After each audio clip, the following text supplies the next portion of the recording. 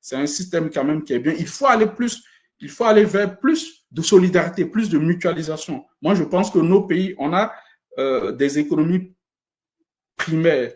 Enfin, on a des économies primaires qui est basées sur des matières premières. Plus de mutualisation va permettre de prévenir les défauts de paiement. Voilà, donc ça va permettre de prévenir vraiment les défauts de paiement.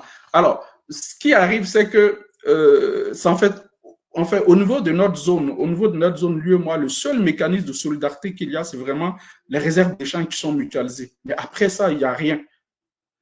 Donc, tous les pays, lorsqu'ils ont lorsqu'ils ont des problèmes de liquidité, comme actuellement les pays de l'AES, ils vont emprunter dans les marchés financiers et dans le marché régional de l'UEMOA, les emprunts obligatoires. Et depuis 2013, l'UEMOA a mis en place un système qui est quand même assez ingénieux, qui est extrêmement assez bien au niveau de la zone CEMAC. Il y a un système similaire qui a été mis, mais nous, notre système est beaucoup plus avancé que tous les systèmes. C'est-à-dire qu'on a mis en place ce qu'on appelle la cotation. On a titrisé.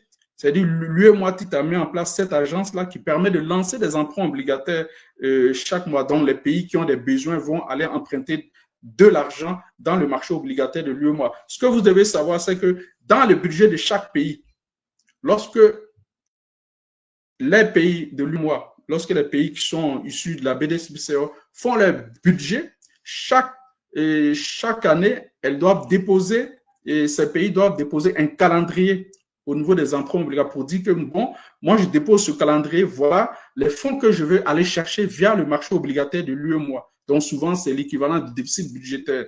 Donc, le Mali, comme ça, va déposer un calendrier au niveau et enfin au niveau des emprunts obligataires. Donc, à chaque fois, et quand ça t'arrive, l'UEMOA et l'agence UEMOA lance les emprunts obligataires et donc, il présente la fiche du Mali. Voilà comment ça se passe. Ce qui est fait, c'est que c'est vraiment une adjudication.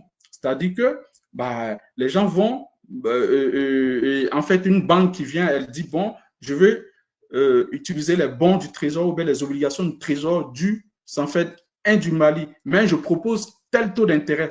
Donc, actuellement, où je vous parle, je pense qu'il y a une spéculation sur les dettes de ces pays. Parce que les taux d'intérêt sont quand même très, très élevés. Je trouve que c'est quand même assez dangereux. Je vous rappelle qu'en 2024, je crois que le Burkina a levé des emprunts obligataires de près de 1000. Moi, je trouve que c'est quand même assez élevé. C'est des dettes à court terme.